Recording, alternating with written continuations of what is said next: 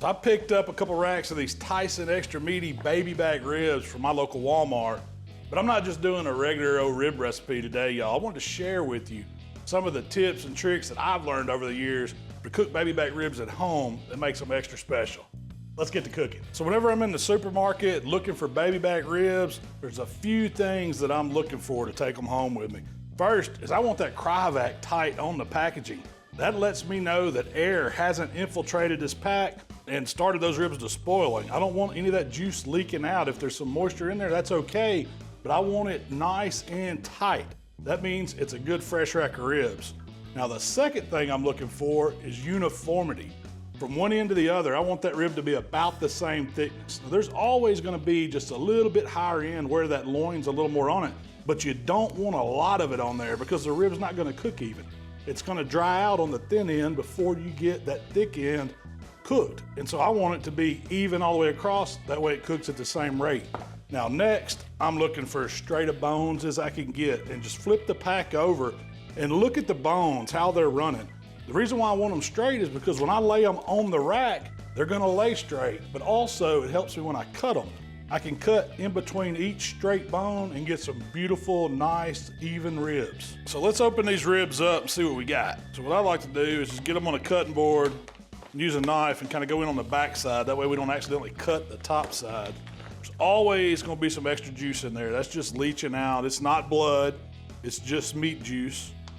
What I like to do is kind of keep all that contained in the cryovac and then lay me out a couple paper towels because I don't wash ribs when I take them out of the package. If they smell bad or something like that, I'm not gonna cook them. But they shouldn't have an off smell to them. They should smell fresh. It should smell like pork, but it shouldn't be bad. So I just use a couple paper towels to blot off that excessive moisture. And these Tyson baby backs look pretty dang good, man. They got some good marbling to them. They're even across. Not a lot to trim off. I got a little bit. I'm pretty happy with the way they look right out of the package.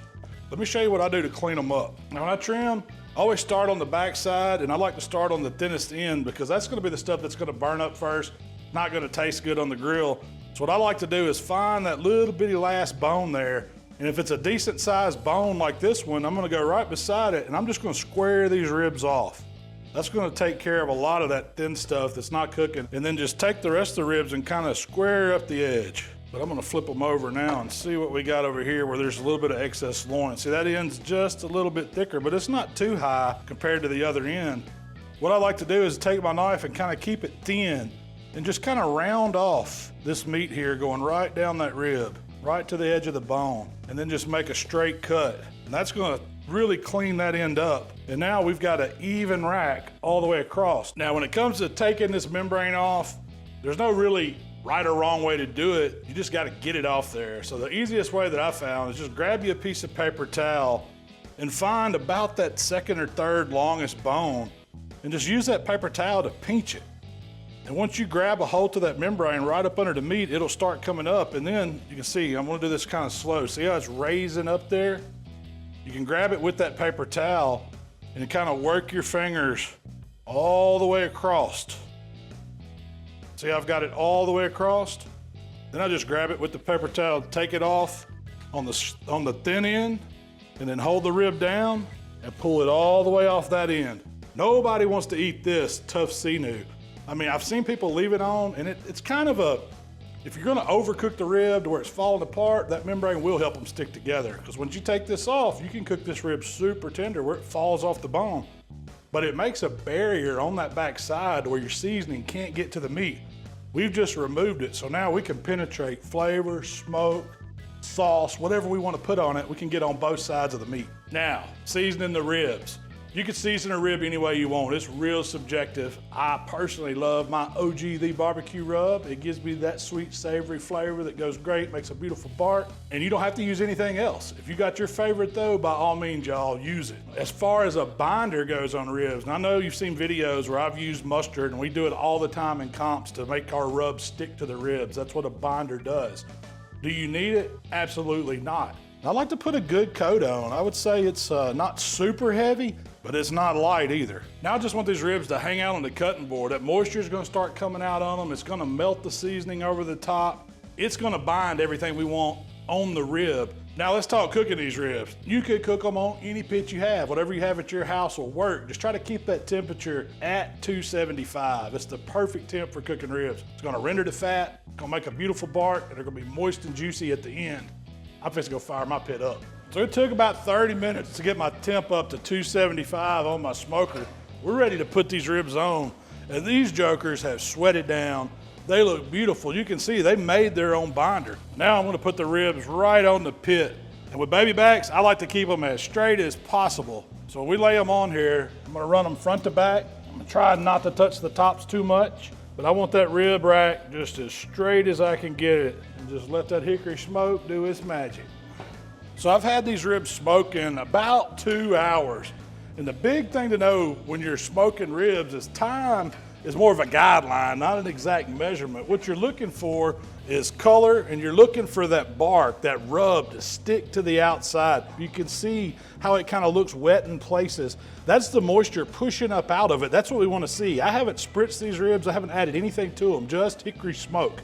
And you can take your finger and touch it on the top and nothing comes off. All that rub is glued to the top of that meat. It's fused to it. That's gonna make the taste stay there. It's gonna make that nice bark. It's time to get these ribs off and get them wrapped so we can get them tender. So before we grab those ribs off the pit, I'm gonna show you real quick what I'm gonna put in the wrap. And I like to add liquid to my wrap. That way it gives me some moisture in there. It gives me another place to flavor them, but it's gonna help that rib break down. It's gonna help keep it nice and juicy. So I'm starting with mine with a stick of melted butter, and then I've got some apple juice, some sweetness. I'm gonna put a 1/4 cup. Now, this is enough for 2 racks of ribs. And then I'm gonna follow that up with some of my barbecue sauce. And you could use whatever you want in the wrap. Just know you want these elements. You want something sweet. You want a little vinegar. You can add a little heat. Now, since we use the barbecue rub as our seasoning on the outside, I'm gonna fortify it a little bit. So I'm just gonna eyeball that. You probably want about a tablespoon. You just wanna get mixed up a little bit. You don't have to worry about dissolving that rub. It's all going on the ribs. So the ribs, we got meat side up. I always want to go meat side down in the wrap. So that's the way I'm going to put them on the foil. This is where you want to look at that back side. Look how pretty that is, y'all. That's beautiful. If you see anything sticking out, this is where some of that meat juice that's cooked out of the bones cooked down. You can go ahead and pick that off if you want to. I'm going to start bringing my foil up, kind of creating a little boat. We don't want it to run out when we pour it on. I'm going to get my 1/4 cup, pour in some of my rib wrap juice, and we're just going to drizzle it over the top. Then we're going to close these up. I like to bring the top over, tuck it in tight, bring the top part up and over, tuck it in tight, and then I got my ends to where all I have to do is fold them a little bit, crimp them, and then fold them over. That holds everything in. Same thing for this side. We want to fold them up a little bit on the end and then fold them all the way over. That way I can get back in them if I need to. Now, these are ready to go right back on the pit. We're gonna close the lid, and now we don't really need wood. This is a stick burner, so I'm gonna keep burning wood on it. But if you're cooking at another pit at home, just hold it at 275. Let it stay shut, let that smoker do its job, and then set a timer for 1.5 hours. That's when we're gonna come back and start checking them to see when they get tender. So I've had the ribs wrapped for about 1.5 hours. Now we're not going straight by time, but this is the point that I want to check them and see if they're getting as tender as I want them. What I'm looking for is when I pick this rack of ribs up, is it gonna flex? Is it gonna bend and feel like it's gonna break? And this one feels really good. You can kind of see it flexing in the aluminum foil. So what I want to do is ease back in it. And the way we wrap them, it makes it really easy to do. We just uncrimp the ends and we slowly fold it back. Now watch it, because there will be a lot of renderings, a lot of juice. You know, we poured 1/2 cup in it. And now what I'm looking for is bone disintegration. See how these bigger ribs have cooked away, that membrane's gone, the back's still held together really good. What I'm looking for, will these rib bones pull out if I twist them a little bit? And I can just about spin that rib all the way around in that socket. If they're loose like that, that's a good tell that these ribs are done. But now I want to get a true internal temperature. Use a handheld thermometer. I'm using one of these Thermopens, but you could use whatever you got. We're looking for over 200 degrees and the feel of it. Now this one's about 206, 207. That is perfect. And when they're soft, it feels like butter going in it. That rib is done. It doesn't need to go back on. Now it's not ready to eat right now, ready to glaze. What I want to do is hold these ribs. So I want to let it sit here and vent for maybe 3 or 4 minutes just to get all that steam off of it. Let it start cooling down. Wrap them back up, try to keep all that moisture inside, crimp the ends back over. So I'm just gonna hold these ribs in a little dry cooler. We're gonna put the lid on it. Every 15 minutes, I'll come back, burp it, let some air out like this for 1 hour, and then we're gonna glaze them. If you wanna eat a dry rib, you don't have to sauce them at all. You can just put a little seasoning on them, cut them up and eat them. But I like to put a little bit of a finishing glaze on them, a little more seasoning. It's really of a muddy style rib, but it makes an excellent baby back rib. So we're gonna take them out of all this delicious juice. This is after they sit there and calm down. They're gonna be really tender, so you gotta be careful with them when you're picking them up. Then we're gonna put them over on the board, hit them with some of my barbecue sauce. You can use whatever kind of glaze you like on ribs, but this makes a really fantastic glaze. It's sticky, it's sweet. You don't need a lot, just about a line. And then we're gonna take a grill brush and we're just gonna even that out across the back side of this ribs. Make sure you get the bones. We want them shining up. We're gonna spread this sauce out real thin.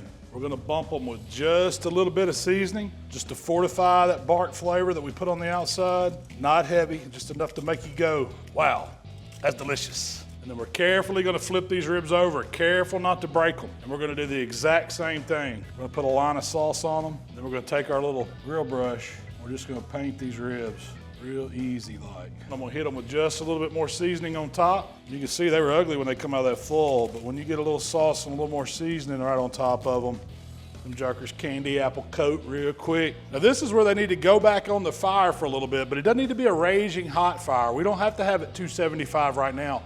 I let my pits tail down at this part. I just want a good even heat. If it's right about 225 in that range, it's perfect.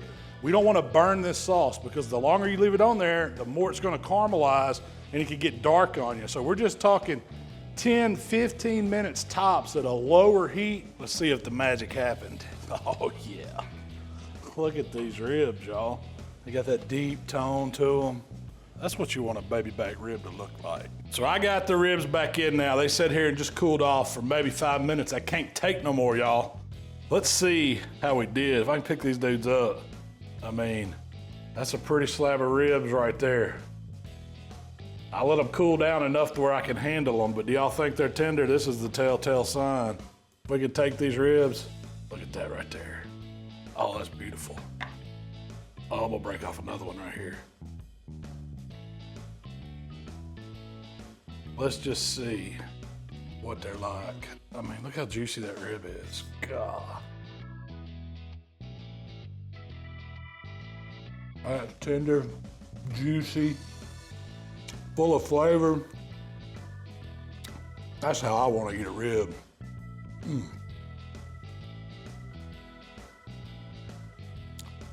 You could use a knife if you want to, but if you cook them right, you shouldn't have to. Now, if y'all see these Tyson ribs at Walmart, you might as well pick up 2 or 3 slabs because one ain't gonna get it done. I'm fixing to knock this rack out myself.